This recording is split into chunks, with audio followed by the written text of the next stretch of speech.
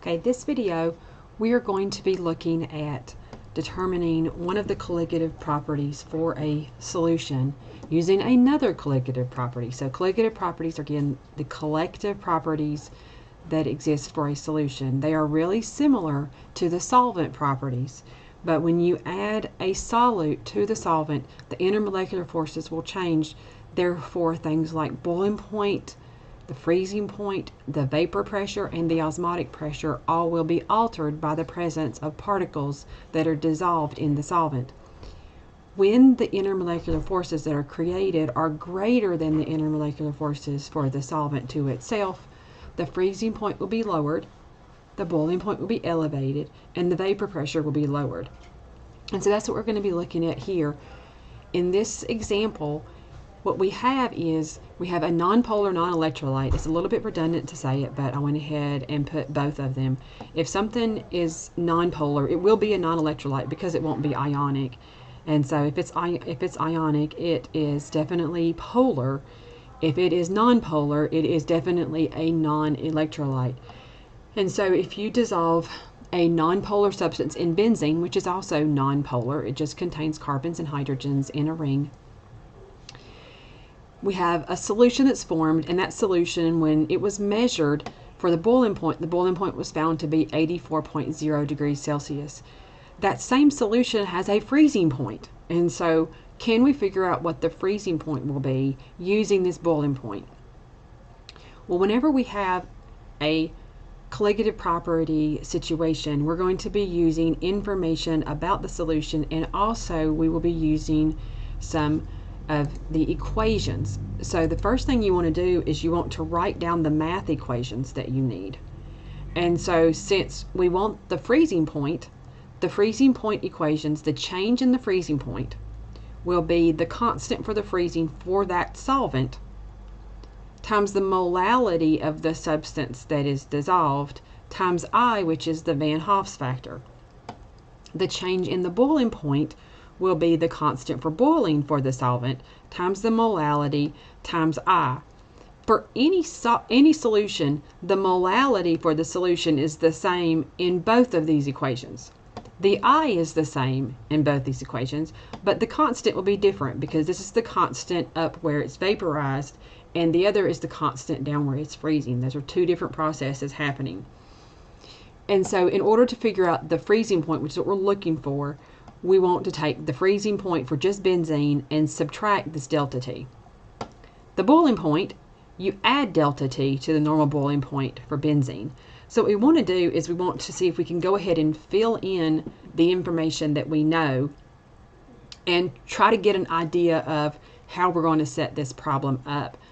And so we want the freezing point. So our final answer is going to be this piece of information right here. This is our final answer. This is going to be the last thing that we actually do.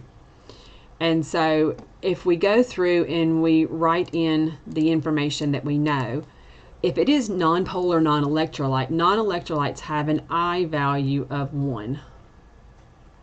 It's 1. It's 1. Okay. Kb and Kf are both constants, and the freezing points are, and the boiling point of benzene, those also are physical constants. So what I have here, I have a data table that has the constants, water, benzene, chloroform. So we want the benzene information. So the boiling point for benzene, the normal boiling point is 80.1. And so I'm going to put the 80.1 up here.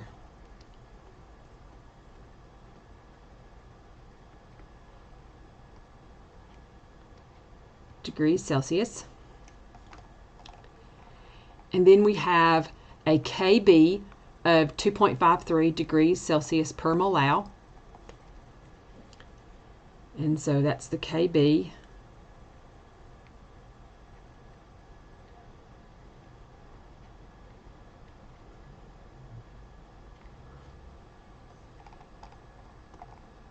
If we go across, we can see what the freezing point information is. So 5.5 degrees Celsius is the freezing point for benzene, and 5.12 is the Kf. So the freezing point for pure benzene is 5.5 degrees Celsius.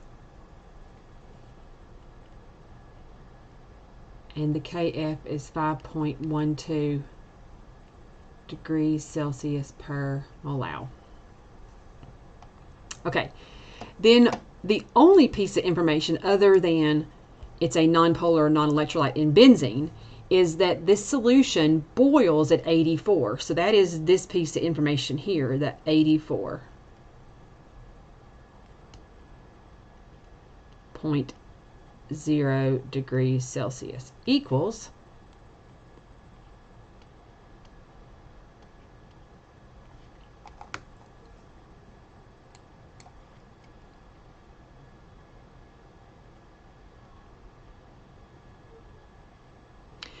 okay, so we have every part of this last equation, we have all of it, and so we have enough that we can find our delta T. So if we can find our delta T, we can take our delta T and plug the delta T in up here. These two are connected. If we have delta T and we know K and I, we can find molality. And the molality will be the same as the molality over here. And so we're going to work our way from one equation, find the unknown, use the unknown in the next equation, and we should be able to work our way over to the freezing point. So we can take our delta T, plug it in here, use this equation to find M, plug it in over here, use this equation to find the delta T of the freezing point, and then plug it in down here. Okay, so let's just go through these.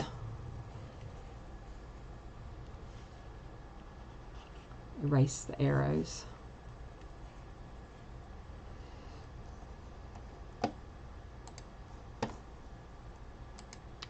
Okay, so if we take 84 and we subtract 80.1, we get a delta T of 3.9 degrees.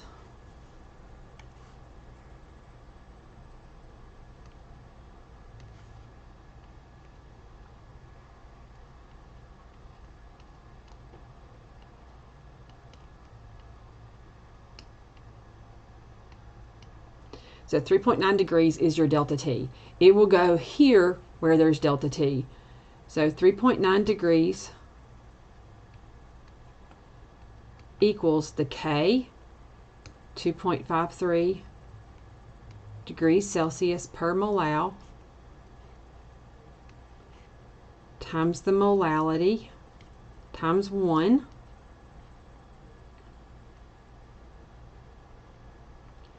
So we're going to divide both sides by 2.53 degrees Celsius per mole.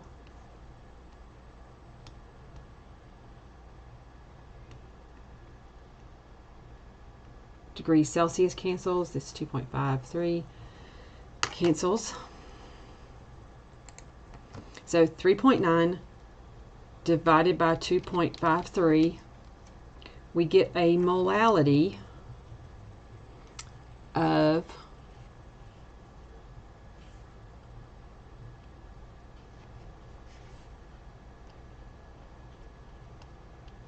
1.5 molal. That would be our molality. We're going to plug that number in up here. 1.5 molal. And so our change in the freezing point will be equal to our freezing point constant for benzene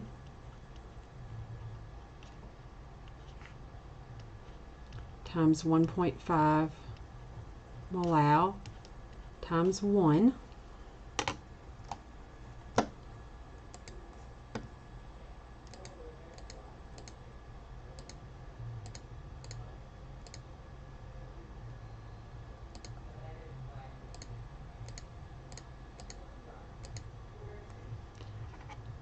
So if we round to 2 digits, we get 7.7.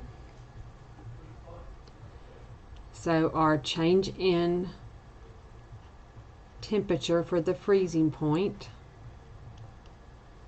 is 7.7 degrees. That's our change, not our temperature. So our actual freezing point of our solution will be the normal 5.5 minus our change, which is 7.7 degrees Celsius. So the freezing point of this solution equals negative 2.2 degrees Celsius. If you look at the boiling point of the solution and the freezing point of the solution, these properties, again, they're called boiling point elevation and freezing point depression. And so if you look at the normal boiling point versus what the solution's boiling point was, which was 84.0 for the solution, the solution's boiling point went up. It's higher than the normal. The freezing point for the solution was negative 2.2 degrees Celsius. This, for the solution, it is lower because the colligative property is called freezing point depression.